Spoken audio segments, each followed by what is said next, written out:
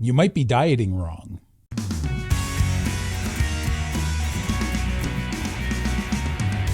Hey, what's shaking bacon? My name's Bruno Panucci. I hope you're doing well. So I've been doing this carnivore lifestyle for about 3.5 years. Very strict, not a lick, taste, or bite of anything off a carnivore diet. But for years before that, I was trying to do carnivore. For 4 years, 3 or 4 years before that, I was trying to do carnivore, and I could do it for little windows of time, and then I'd go off. Little windows of time again, and then I'd go off. And I just repeated that often.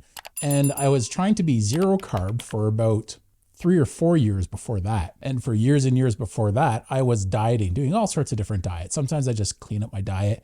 Sometimes I just wanted to lose 20 or 30 pounds. Sometimes I wanted to lose a substantial amount of weight. And if there's one habit I noticed that I had, and I notice a lot of people have, and it's relevant to you in this video because barbecue season's coming up.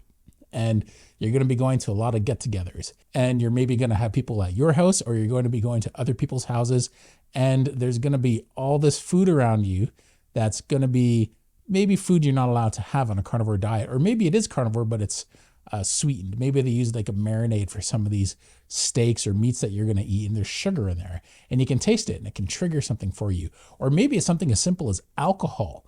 And you go there and then you use that as the excuse to sort of fall off the wagon. So you have to keep in mind when you're about to take that bite of food, this is something I went through a lot myself in the past.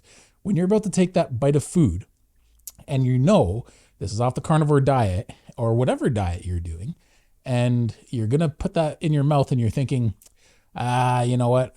And you find at that moment some little reason to justify it. Maybe it's because you're really hungry, maybe because you think it's just going to be just this once, or maybe it's because you just think I've been really good. And that's the big sabotage for people, I think. When they think they've been really good, I've been good all day, I've been good all week, I can afford to have this treat. Well, it's not a treat because you didn't plan for it. Treat is something different than a cheat. Even then, treats might not be the best idea. And I'm going to get into that later in this video with a really good rationale. And I want you to please stick around so you can hear that out. When you're treating yourself or cheating, what's happening is you're doing yourself a disservice. And often people start to think down this line of thought. Well, you know what? I'll get back on track tomorrow. Or I'll get back on track later in the day. Or I'll get back on track on Monday. Then it turns into weeks and months, and then you're just totally off. And there's a mentality behind that. It's called addiction.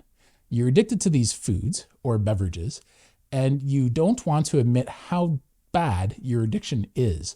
So when you say to yourself, you know, it's just one bite. If you're a moderator and you don't have a sugar or carbohydrate addiction, and you can have half a sandwich or a potato chip or a few potato chips or a little bit of ice cream, and it doesn't affect you, and you just go back to doing your regular diet, whatever it is, afterwards, and you don't obsess over that food, then you're okay. This video doesn't really relate to you, but I can guarantee you know people like this where they fall off the wagon completely, and they're like, they have such a rough time getting consistent again. And maybe they were good for weeks, months, or even years.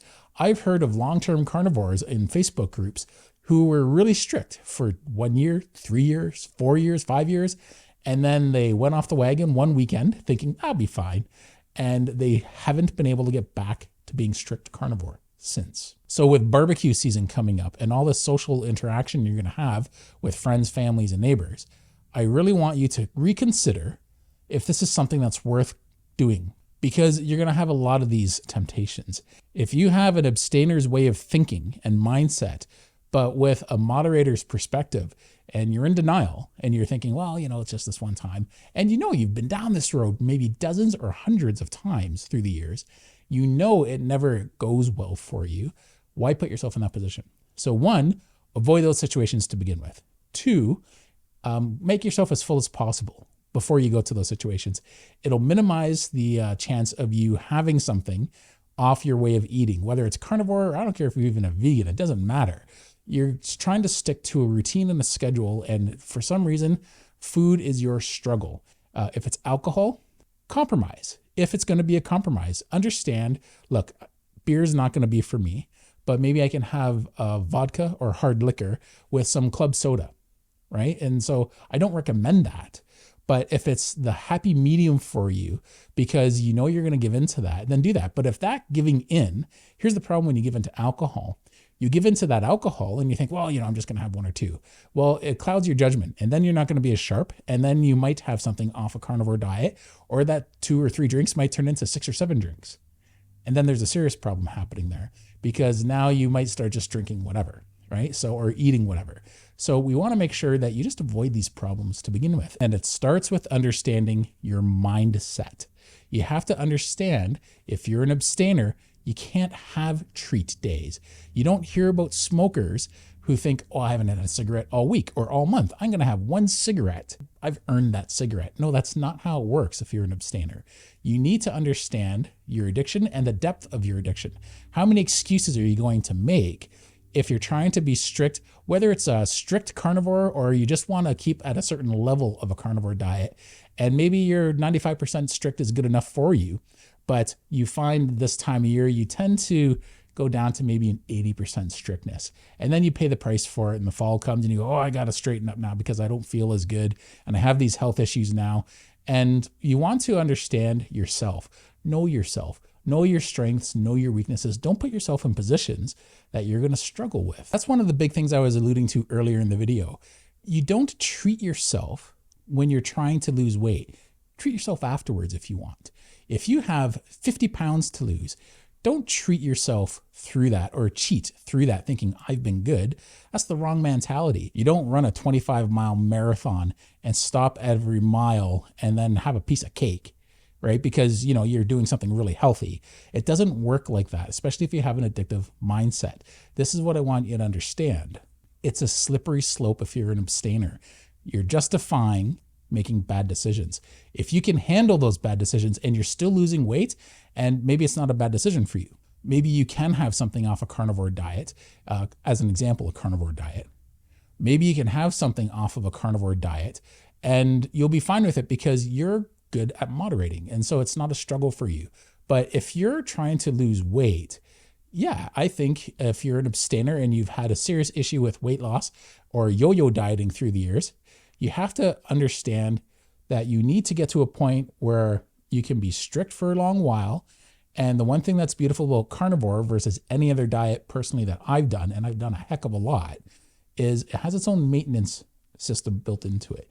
You can do a carnivore diet and you can balance out, and it's pretty easy to maintain. And if you start putting on weight, which some people have had on a carnivore diet, you can stop and reassess. Okay, maybe I'm eating too much. Maybe I'm not eating enough. Maybe I'm getting too much fat in my diet or too much protein. Maybe I'm not active enough. Whatever it is, that's a future problem. That's a problem for the future you to handle. Right now, your problem is here and now. If you're already maintaining, this video isn't as much for you.